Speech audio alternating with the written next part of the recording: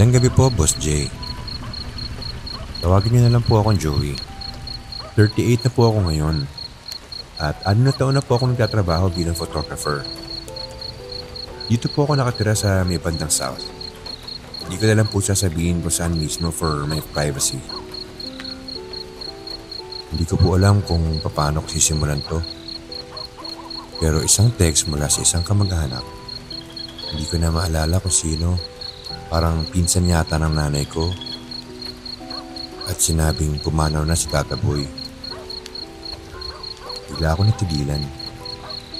"Umuwi ka, Joey," sabi sa text. "Ikaw na lang ang hinihintay." Wala na ako mga magulang. Bali si Tata Boy na lang po ang natira sa pamilya namin sa Antique. Siya ang matandang kapatid ng lolo ko. Tanda na. Halos 90 years old na raw. Pero kahit ganun, nabigla pa rin ako sa dating ng balita. Nagdesisyon akong bumiyahe kinabukasan. Isang araw sa bus mula Cubao papuntang Antique. Mahaba, mabigat, puno ng alaala ang bawat tanawin.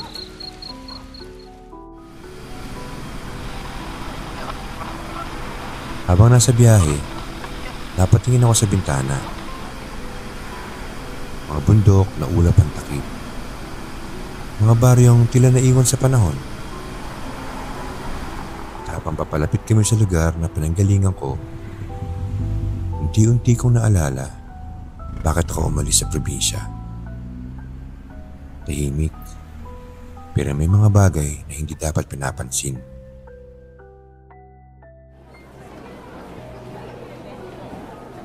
Pagbaba ko ng terminal, isang tricycle ang sumalubong sa akin. Wala pang cellphone signal. Madilim na kahit alas 5 pa lang. Makulimlim.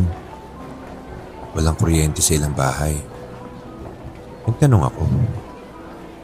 "Manong, burol daw po ni Tata Boy?" Doon sa lumang bahay sa itaas. Yung may malaking puno ng balete." Napakangalang ako. Hindi ko na kasi maalala kung dati pang ganun yung lugar. Pero parang mas madilim ngayon. Mas malamig. Parang may nakamasid.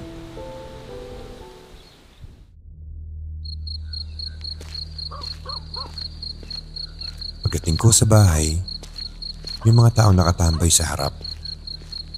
Mga kamag-anak, mga kapitbahay, may mga nakayuko, may mga nagkukantuhan ng mahina. Binati nila ako. Si Joey ito, anak ni Aling Letty. Apo ka ni Mang Osing, di ba? Tumango ako. Walang masabi. Kasi ang totoo, hindi ko maalala karamihan sa kanila eh. Pumasok ako sa loob. Amoy kandila. Amoy ensaymada. At may kakaibang amoy. Parang nasusunog na kahoy. Ang kaba ko, biglang lumalim.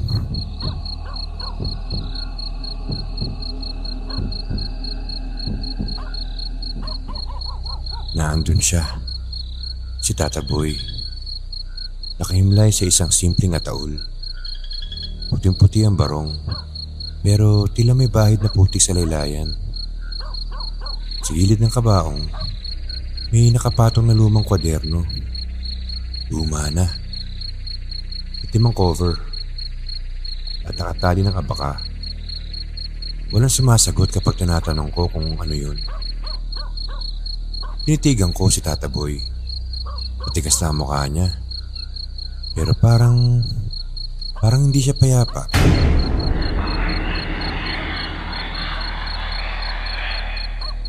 Hindi ko alam kung imahinasyon ko lang. Pero sa gilid ng mata ko, parang may gumalaw sa likod ng altar.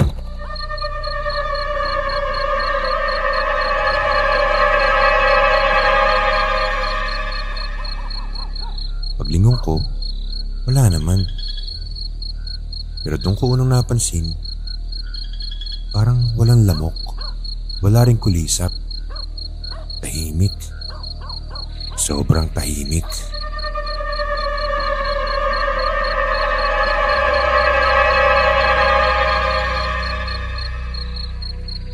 Lumapit si Mang Sebio, matagal na kaibigan ng pamilya.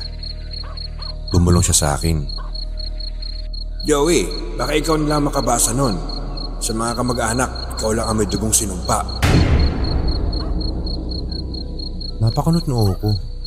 Ano ho? May dahilan kung bakit di siya dinala sa chapel. May dahilan kung bakit sa bahay ginaganap ang burol. Bago ko pa siya masundan, tumalikod na si Mang Sebio at naglakad palayo. Gabi na. Madami ng tawang umalis.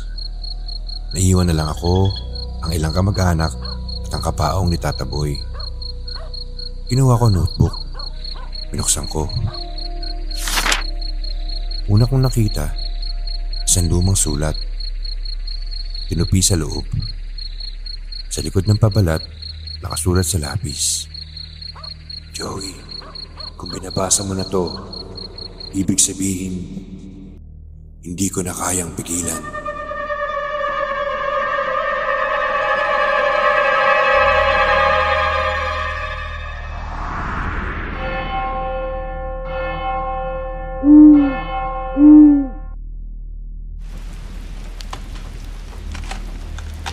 Ilang oras na akong nakaupo sa gilid ng sala.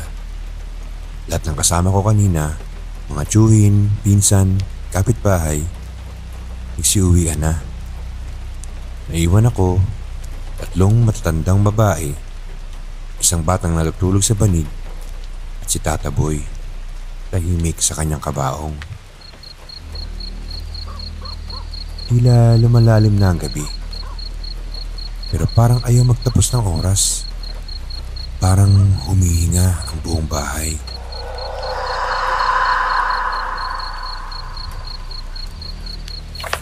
Tinitigan ko muli ang notebook. Luma na talaga. Basag-basag na ang gilid. Medyo amoy amag na at may mga mantsa sa pahina. Pero malinaw pa rin ang mga sulat kamay. Parang diary. Pero hindi pangkaraniwan. May mga drawing. Lumang mapa ng baryo. May simpulong hindi ko maintindihan. Parang mata.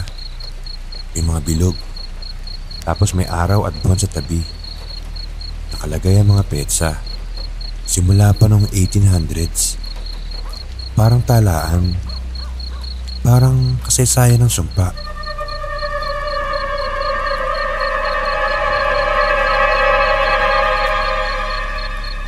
Naidlip ako sa upuan. Hindi ko alam kung ilang minuto lang. Pero nanaginip ako.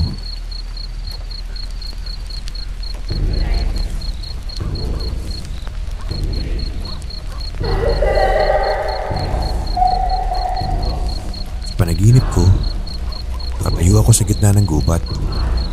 May mga taong nakaputi. Nakapila. Sa unahan, si Tata Boy. Nakapikit. Pero nagkasalita.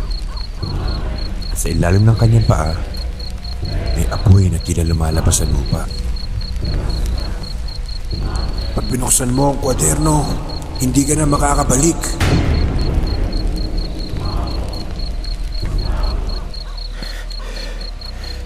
Nagising akong pawisan. Sa tapat ko, may babae nakatayo sa anino ng poste. Nakaitim. Pasang-pasa ang buhok. Nang ilawan ko ng cellphone flashlight, wala. Pagbalik ko sa kinauupuan ko, napansin kong iba na ang posisyon ni Tata Boy. Ang mga kamay niya, dating nakadipa sa tiyan, parang gumalaw, parang gumapang pababa. Pinilit kong mag-isipin pero nung tumalikod ako sandali para uminom ng tubig, narinig kong tumayo ang balahibo ko. Lumingon ako sa mga matatanda pero tulog ang dalawa at ang isa tulala lang sa kandila. Walang gumalaw. Muli ko nilapitan ng kabaong. Doon ko nakita may gasgas sa loob ng takip.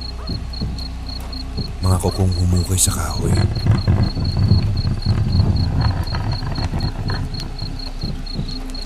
Hindi ko alam kung aatras ako o sisilip sa loob. Pero bago ko pa nagawa, biglang nawala ng kuryente.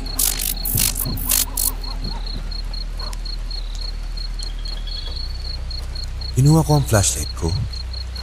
Nang ituto ko sa kabaong, nakabukas na ang takip. Sa loob, wala na si Tata Boy.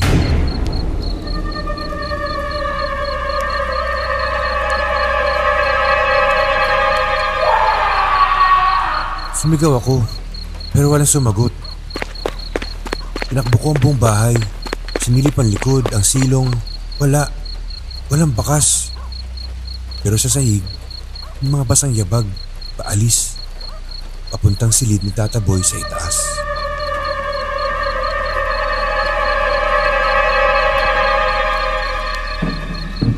Kahit nanginginig ako, umakyat ako. Bawat hakbang sa hagdan, parang may nakatingin sa likod ko. Sa huli kong hakbang, nakita ko ang pinto ng lumang silid. Nakabukas. Dati itong kwarto ni Tata Boy nung bata pa ako. Pero simula nang magkasakit siya, sa ibaba na siya natutulog. Sarado na to ng maraming taon.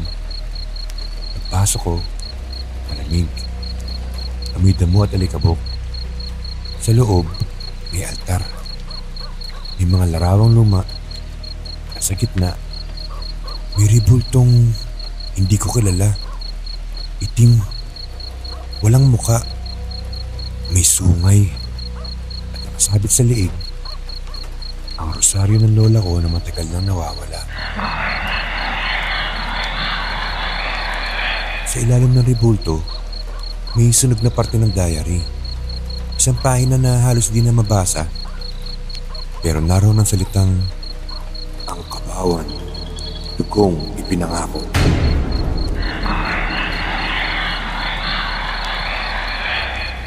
Bumalik ako sa ibaba.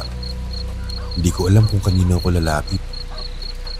Pero habang naglalakad ako pababa ng sala, narinig ko mula sa kwarto, Joey, hindi pa huli. Pero kailangan mong pumili.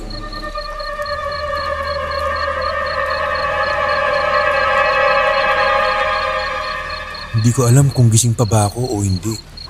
Pero mula sa gilid ng mata ko, sa mismong ibabaw ng kabaong, may anino ng taong nakaupo. Hindi gumagalaw.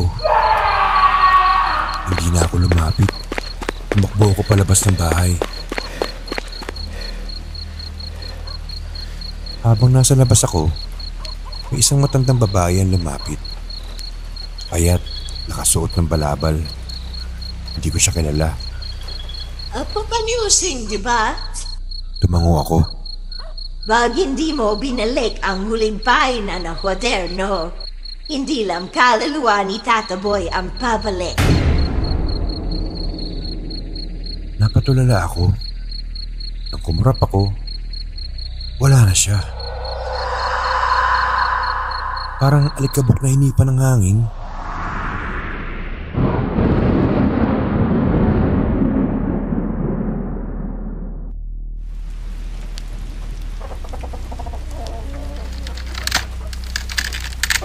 Pagkalipas ng ilang araw sa baryo, pakiramdam ko'y mas lalo lang lumalala ang kaba.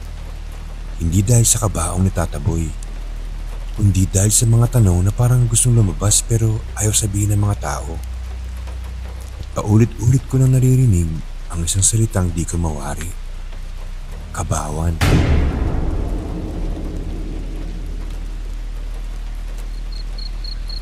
Gabi-gabi akong nananaginip. Paulit-ulit. Luma at abandonadong kulungan. Basang lupa. Isang matandang lalaki na nakaupo sa bangkong kahoy. Walang muka, pero pamilyar ang katawan. Bumalik ka para tapusin ang di mo alam na sinimulan.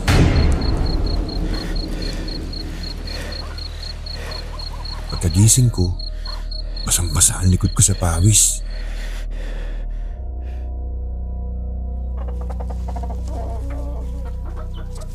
Kinabukasan, dumaan ako kay Mang Isko, isang matandang albularyo na halos hindi na lumalabas ng bahay. Dati raw siyang pinagkakatiwalaan ni Tata Boy noon. Bitbit ko ang notebook.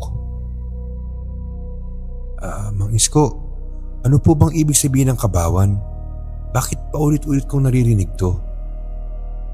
Apo, hindi lang yan basta salita. Dati, kabawan ang tawag sa parte ng gubat dito na hindi dapat tinatahak. May palaisipan kung totoo bang may nangyayari roon o kung ginagamit lang na panakot. Ginagamit saan? Panakot sa mga lumalabag sa kasunduan. Sa pamilya mo. Sa mga Linares.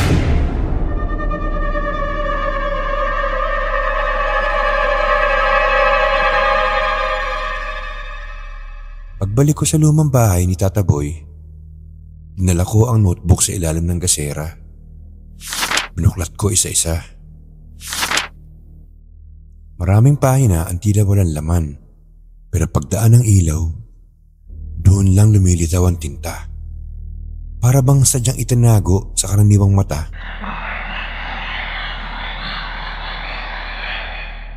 Naandun ang pangalan ko at isang listahan ng mga tao sa baryo.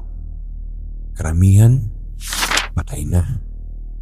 Sa tabi ng mga pangalan, may mga simbolo, tultok, X at bilog. At sa huli, isang linya lang. Kabawan, pag-ari ng mga tahimik. Hindi ko naintindihan. Tinangka kong kausapin ang ilang matatandang magsasaka kinaumagahan habang nag-aalmusal sa tindahan. Kaswal lang ang tono ko. Mga manong, narinig niyo na ba ang salitang kabawan? May parte ba ng gupat dito na gano'n ang tawag? Tahimik sila. Bakit mo hinahanap yan, Joey? Hindi yan para sa mga tagalungsod.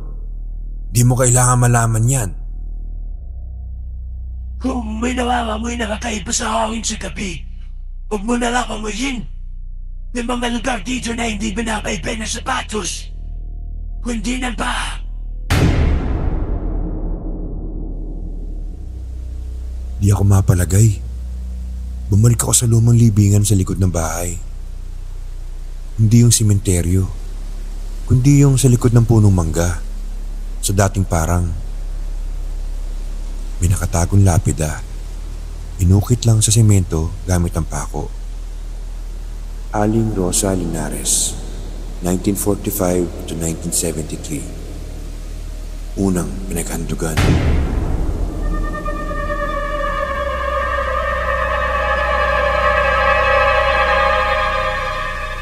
Wala akong maalalang Aling Rosa sa pamilya namin. Pero nakatatak sa likod ng isip ko, may nangyari sa pamilya namin at tinapunan na lang ng katahimikan. At sa likod ng lapida, may nakaukit sa puno. Kabawan.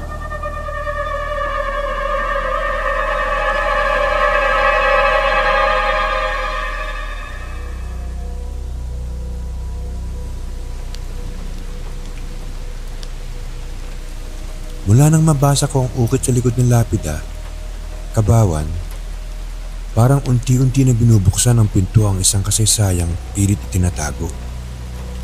Di ko na matiis. Kailangan kong malaman kung anong nangyari talaga sa baryo namin. Kung bakit tila konektado si Tata Boy sa lahat ng ito. Lumapit ako kay Mang Berto, ang lolo ng dati kong kaklase. Dati siyang kagawad ng baryo bago ito naging sadyang tahimik at makupad. Si Mang Berto lang ang mukhang hindi natatakot masalita. Mang Berto, patawad po kung makulit ako ha. Pero totoo po bang may mga tao nang nawala rito noon? Hindi lang isa, Joey. Mula pa ng dekada 70, kada 5 taon, may nawawala. Laging kabataan. Palaging parang kusa lang nawawala. Walang bangkay na nakikita. Tahimik lahat. Walang ingay. At anong kanalaman ni Tata Boy dito? Si Tata Boy. Matagal na siyang ginagalang dito. Hindi lang dahil matanda na siya, kundi dahil siya ang tagapag-ingat. Kumbaga, may kasunduan siyang binabantayan. Hindi siya masamang tao, Joey. Pero may utang siyang hindi para sa sarili niya, kundi para sa buong baryo.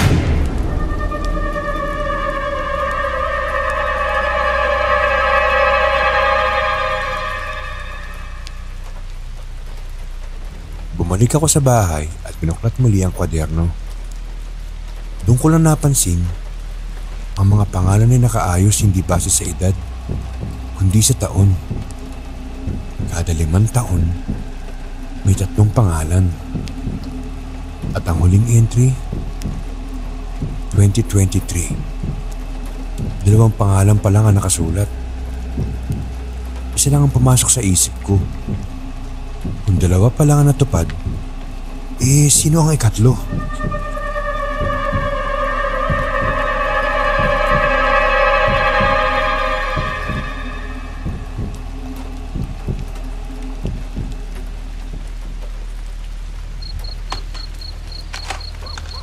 Kinagabihan, sa mismong burol ni Tata Boy, may kakaiba. Tahimik ang lahat. Mas tahimik isa sa mga naunang lamay. Parang wala ni isang gustong tumabi sa kabahong.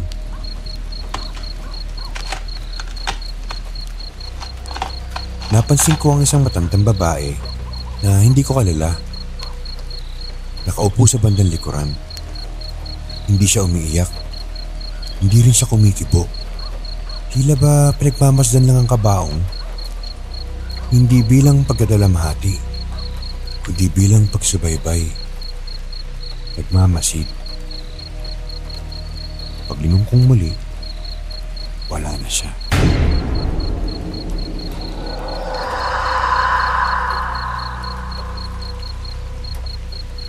Pagbalik ko sa bahay, kinuha ko ang isang lumang family photo na nakadisplay sa sala. Nandun si Tata Boy, hawak ang maliit na sanggol. Sa likod nito, may nakasulat kamay. Para sa kinabukasan ng angkan, sa ilalim ng mga mata ng kabawan.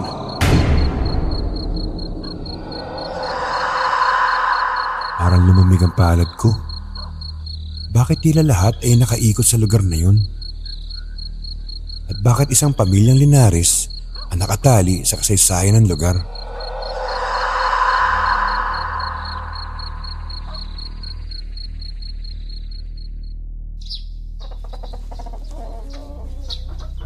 Kinabukasan, habang naglalakad papuntang tindahan, napansin kong mas madalas na akong tinitignan ng mga tao. Hindi naman galit, pero para bang may hinahantay o sinusukat.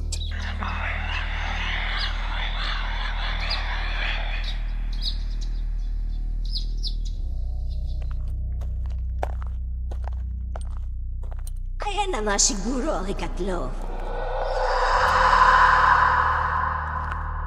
Parang sinisilaban ng bato ko. Ako ba?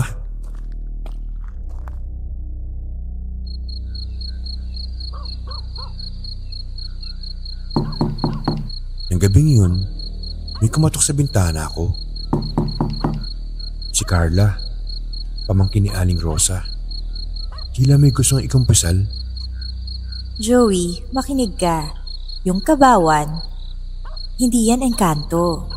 Hindi yan multo. Tao ang may gawa niyan. Pero hindi karaniwang tao. Anong ibig mong sabihin? Tradisyon yan. Matagal na. Kailangan may handog at si Tata Boy, siya ang huling nagbalanse. Ngayon, wala nang tagapagbantay.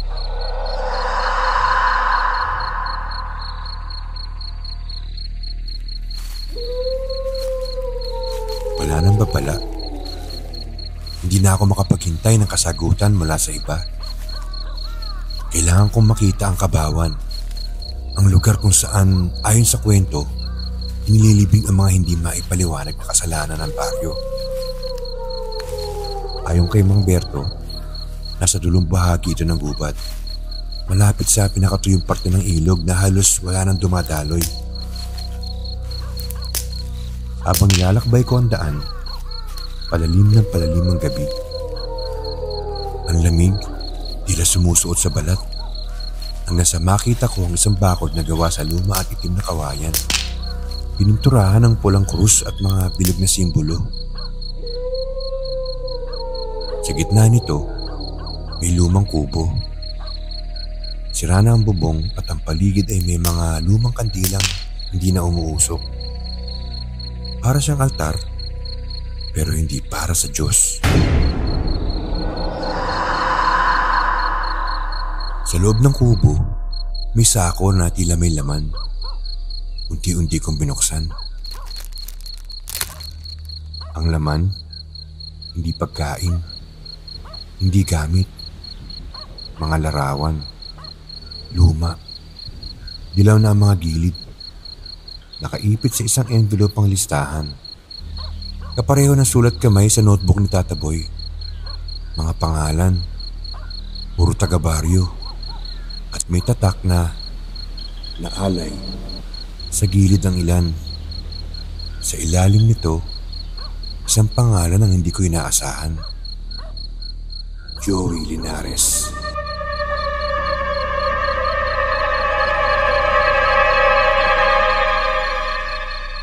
Pangalan ko.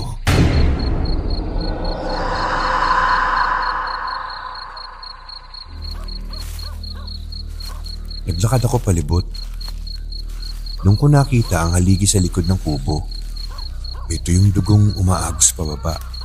Tila ba ginamit sa ritual?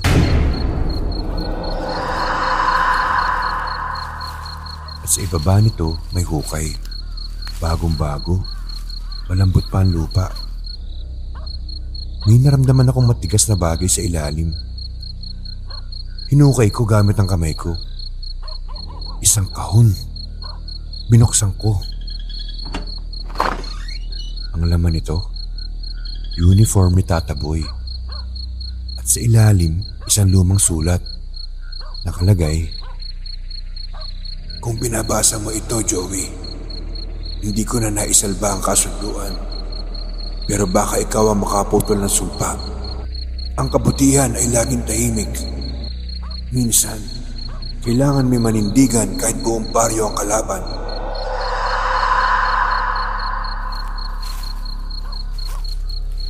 Biglang may narinig akong yabag.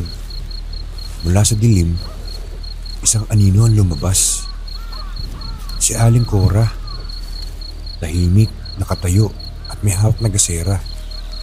Bakit ka narito, Joey? Bakit pangalan ko nasa listahan? Hindi ka dapat ng boss ng kahon. Hindi dapat ikaw. Pero andito ka na. Sabihin niyo sa akin ang totoo. May ipinangako si Tata Boy.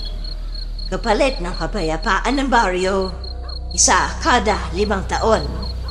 Kapalit ng ulan, kapalit ng ani, kapalit ng katahimikan. At dahil wala na siya, kailangan ng kapalit. Pero hindi ikaw ang handog. Ikaw ang puputol.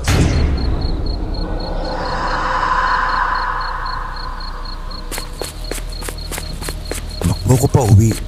Dala ang kahon, ang listahan, ang sulat. Sa puso ko, takot, galit at lungkot. Paano mo ipapaalam sa buong baryo na nabubuhay sila sa kasinungalingan? Paano mo ibubunyag na ang galang nila kay Tata Boy ay nakasalalay sa dugong walang pangalan?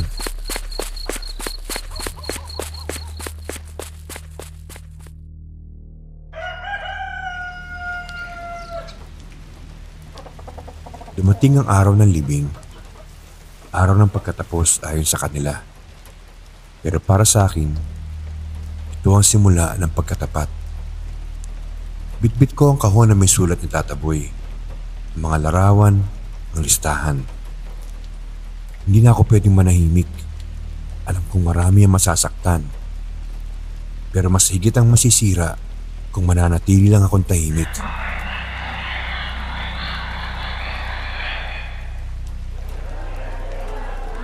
Tumayo ako sa harap ng kabaong.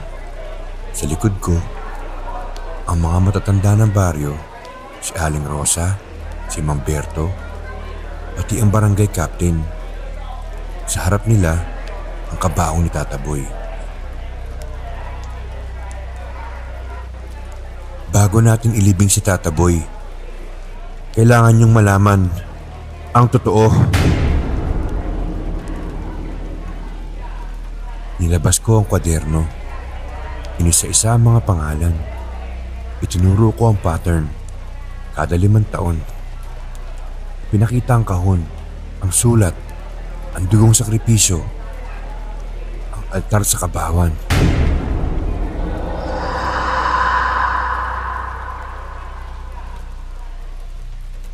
Tahimik ang lahat.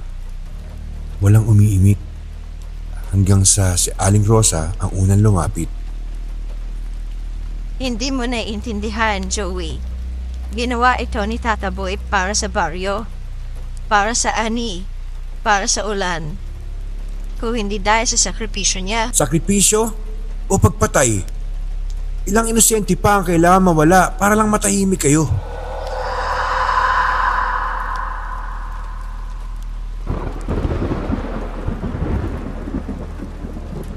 Habang inihahatid si Tata Boy sa huling hantungan, nagbabadya ang langit ng mabigat na ulan. Walang pari, walang misa, kundi tahimik na paglalakad. Lahat ng mga mata nasa akin. Sa mga kamay kong may hawak ng katotohanan.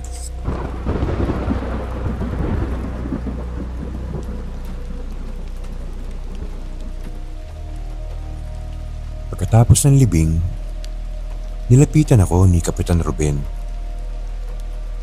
Alam mo, Joey, alam kong isang araw na darating ka at babalik. Pero sana hindi ka nakialam. Hindi ikaw yun. Kailangan niyong itigil to. Hindi natin kailangan mabalot sa dugo para lang mabuhay.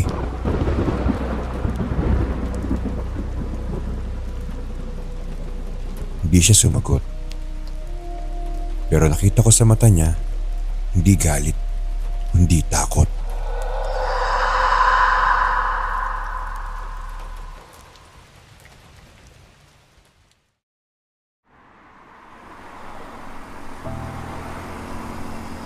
Kinabukasan, nilisan ko ang baryo.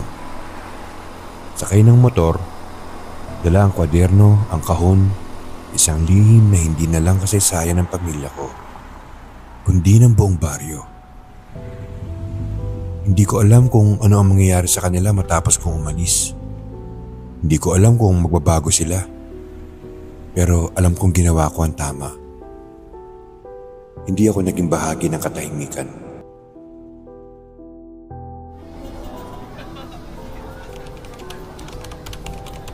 Ngayon ay isa na akong freelance writer at minsan sinusulat ko ang mga kwento ng mga lugar na hindi kilala. Mga baryong walang entry sa Google Maps. Mga pangalan na pinura sa mga lumang aklat. Pero sa bawat salitang binibitawan ko, bitbit ko ang kwento ng kabawan, ni Tata Boy, ng sarili kong pamilya. Wala mang multo na sumisigaw sa gabi, pero minsan, ang pinakamatinding sigaw ay ang katahimikan.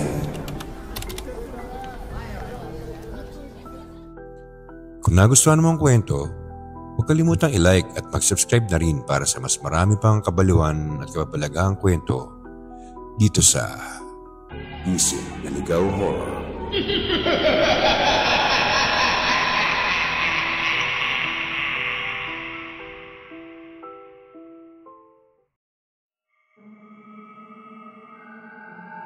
May nakakakilabot na kwento ka rin ba o karanasan na mahirap ipaliwanag? Ipadala sa amin sa isipnaligawhorror@gmail.com at baka ikaw na susunod na feature sa aming next episode.